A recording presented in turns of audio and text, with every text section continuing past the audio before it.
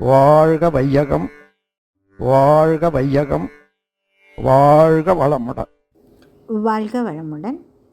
வாழ்க வையகம், வாழ்க வையகம், வாழ்க வளமுடன். குரு வாழ்க, குருவே துணை. இன்றைய சிந்தனைக்கு வாழ்க்கை துணையாம் ஈடில்லா நட்பே துணை. கடவுளின் மாபெரும் பரிசு நண்பர்களாம். இது ஒரு வாட்ஸ்அப் ஃபார்வேர்ட் செய்திங்க. எல்லா நண்பர்கள்கிட்டையும் எல்லாத்தையும் பகிர்ந்துக்க முடியாது இல்லைங்களா? நம்மளோட சந்தோஷத்தை பகிர்ந்துக்க ஒரு சில நண்பர்கள்னால், வருத்தத்தை பகிர்ந்துக்க ஆறுதல் பெற ஒரு சில நண்பர்கள் அப்படின்னு நண்பர்கள் பட்டாலும் சுற்றி எப்பவும் இருக்க வேணும் அப்படின்னு சொல்கிறாங்கப்பா. பேச்சு துணைக்கு சில நண்பர்கள் வேணுமா? பேசும்போது பேசாமல் இருக்க சில நண்பர்கள் வேண்டுமா? துன்பங்களை பகிர்ந்து கொள்ள சில நண்பர்கள் வேணும். தூங்கும்போது காத்திருக்க நல்ல சில நண்பர்கள் வேண்டுமா? நடைப்பயிற்சிக்கு துணையாக சில நண்பர்கள் வேண்டும். நல்லது கெட்டது சொல்ல சில நண்பர்கள் வேண்டுமா? பயணங்களின் போது பேசி மகிழ சில நண்பர்கள் வேண்டும். படித்ததில் சிலவற்றை பகிர்ந்துக்கிறதுக்கு சில நண்பர்கள் வேண்டுமா? அறிவுரை சொல்ல சில நண்பர்கள் வேண்டும்.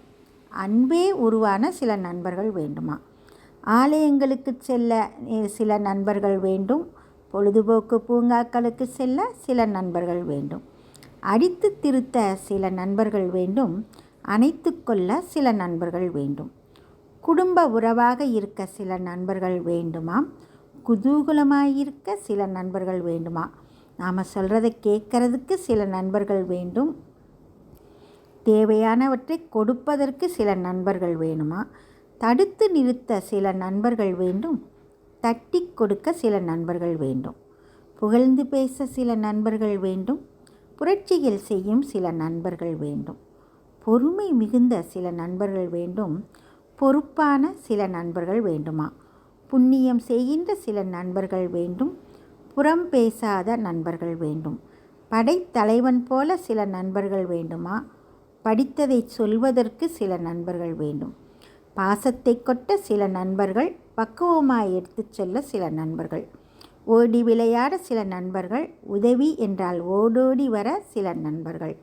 உயிருக்கு உயிராக பழகிய சில நண்பர்கள் வேண்டுங்களாம். இவை அனைத்தும் கலந்த ஒரு நண்பன் எப்பொழுதும் உடன் வேண்டுமா? அது யார் என்று நீங்கள் அறிய வேண்டுமா?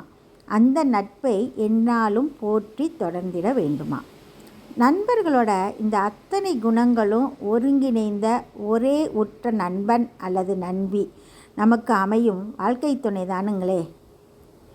கொஞ்சம் நிதானமாக பொறுமையாக யோசித்தோம்னா நமது வாழ்க்கை துணையோட அரும் பண்புகள் அனைத்தும் புரியுங்க. என்ன, நமது வருங்கால துணை இப்படியெல்லாம் நல்ல நண்பர்கள் மாதிரி இருக்கணும், நமக்கு அமையணும்னு நினைக்கிறோமே ஒழிய நாம் இது மாதிரி இருக்கணும்னு நினைக்கிறது இல்லைங்க. இதுதாங்க உண்மை. இரு கைகளும் தட்டி சேர்ந்துட்ட தட்டுனால்தான் ஓசை. குடும்பத்தில் அமைதி நிலைவ வாழ்க்கை துணை இருவரும் அன்பு நண்பர்களாக பழக வேண்டுங்க. மலையாள தேசத்தில் சொல்லுவாங்களாம் சௌந்தரிய பிணக்கு அப்படின்னு. அதாவது திருமணமான புதுசில் ஏற்படுற சிற்சில கருத்து வேறுபாடுகள், அது இந்த மாதிரி புதிராத பிணக்கினை நீக்க இருவரில் ஒருவர் எதிர்தல் இன்றி இறங்கி வரலாம். நண்பேண்டா அப்படின்னு சொல்லி விட்டு கொடுத்து வென்றவர் ஆகலாங்க.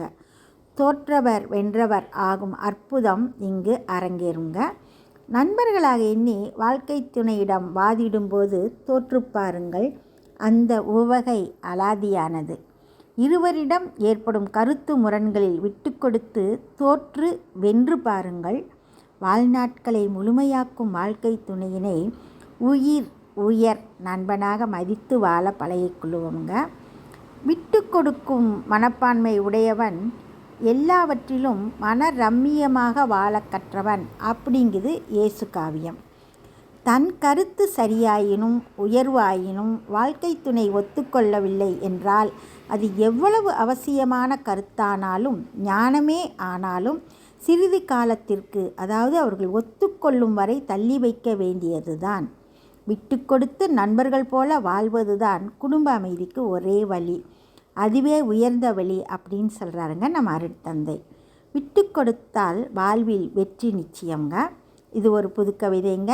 இதுவும் வாட்ஸ்அப் தந்த பரிசு தாங்க. விதை தன் வெற்றியை செடி என ஆர்ப்பரித்து சொன்னது, செடி தன் வெற்றியை இலை என ஆட்டமிட்டு சொன்னது. இலை தன் வெற்றியை பூ என புன்னகையிட்டு சொன்னது, பூ தன் வெற்றியை காய் என கர்வமாகச் சொன்னது.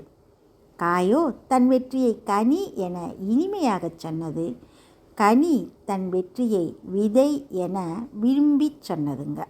விதை இப்பொழுது மண்ணில் தன்னை மாய்த்து மண் விட்டு கொடுத்ததால் தான் இந்த அத்தனை வெற்றியும் என அனைவருக்கும் சொன்னதுங்க. எவ்வளவு அருமையான கவிதை இல்லைங்களா? விட்டு கொடுத்தலே வெற்றிக்கான, உயர் நட்புக்கான, குடும்ப அமைதிக்கான தாரக மந்திரம் ஆகும். கடவுளின் மாபெரும் பரிசு நட்பின் இலக்கணமான வாழ்க்கை துணையே. வாழ்வின் வெற்றிக்கான உயர்வழி விட்டு கொடுத்தலே. வாழ்க்கை துணையாகிய ஈடில்லா நட்பே துணை. விட்டு கொடுத்து நட்பு நலம் காண்போம். அனைவருக்கும் நன்றி. வாழ்க வளமுடன். வாழ்க வளமுடன். ஸ்கை வேதாத்திரியம் அமுதம் சேனலுக்கு இதுவரைக்கும் சப்ஸ்கிரைப் பண்ணின அனைத்து அன்பர்களுக்கும் மிக்க நன்றி. வாழ்க வளமுடன். அனைவரும் வேதாத்திரிய தத்துவங்களை உலகறிய செய்வோம்.